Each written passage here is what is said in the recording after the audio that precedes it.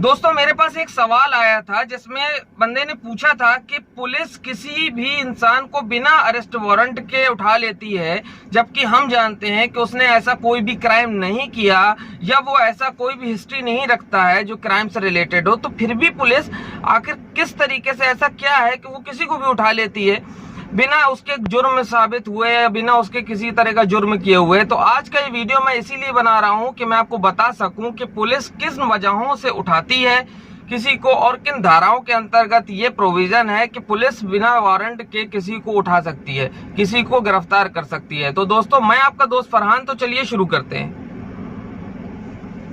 दोस्तों देखिए, सीआरपीसी में धाराएं हैं 116, 107 और 151। गिरफ्तारी होती है 151 सीआरपीसी में। अब ये तीनों धाराएं जो हैं वो अपराध को रोकने के लिए हैं, यानी कि पुलिस को जब ऐसा लगता है कि कोई बंदा कोई अपराध कर सकता है और किसी तरह का अपराध कहीं हो सकता है, तो वो उस अपराध को होने से पहले ही रोकने के लिए किसी को भी जो शक के दायरे पे वो उठा सकती है। इसको एक एग्जाम्पल से समझते हैं।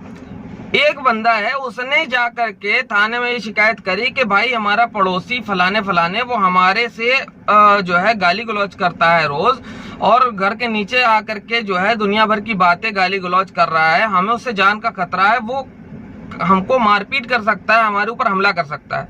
उस केस में क्या होता है, पुलिस इसको जो है शिकायत दर्ज करती है और सीधे जाती है और उस बंदे को उठा लाती है। यहाँ उसको किसी वारंट की जरूरत नहीं है, वो उठा लाती है और उसके बाद उसको थाने में रखती है। 24 घंटों के अंदर वो कार्यपालक मजिस्ट्रेट, यानी कि जो मजिस्ट्रेट होगा उसके सामने, उस थाने का, उसके सामने उस मामले को रख देती है, उस आदमी को सामने कर देती है। अब उसके बाद क्या होता है, वहां पर फिर उस बंदे को जमानत दी जाती है। बेलेबल ऑफेंस होते हैं, हालांकि इसमें जमानत लेने के लिए आपको जो है एक जमानती को लेकर के जाना पड़ेगा, जो ऐसा जमानती जिसके पास एक आधार कार्ड, फोटो और साथ में कोई ऐसी जो है चीज हो जो रजिस्टर्ड है, जैसे कि आरसी हो गई व्हीकल की या खसरा खतौनी, इस तरह की चीजें। उसके बाद उसको जमानत दी जाती है।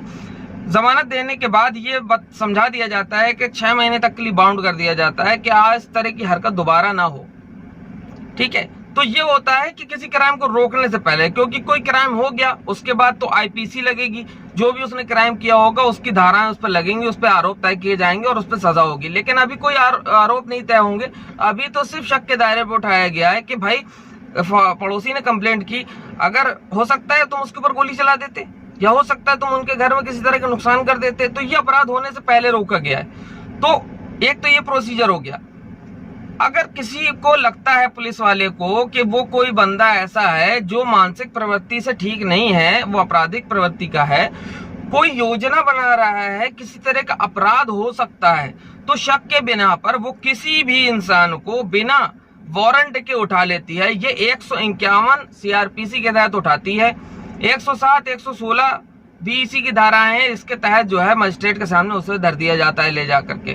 तो ये जो है ये अपराध को रोकने की धारा है। इस धाराओं के तहत पुलिस को अधिकार है कि बिना किसी मजिस्ट्रेट के द्वारा जारी किए गए वारंट के वो सीधे भी किसी को गिरफ्तार कर सकती है शक के बिना पर। और उसके बाद तरीका वही है कि बेलेबल ऑफेंस है, या तो थाने से ही रिलीज कर सकती है अगर चाहे, नहीं तो 24 घंटे के अंदर फिर उसे मजिस्ट्रेट, जो थाने का, हर एक थाने का एक अलग कोर्ट होता है, असाइंड मजिस्ट्रेट होता है, उसके सामने उसे पेश करती है और उसके बाद वही प्रोसीजर होती है कि जमानत लेना पड़ती है।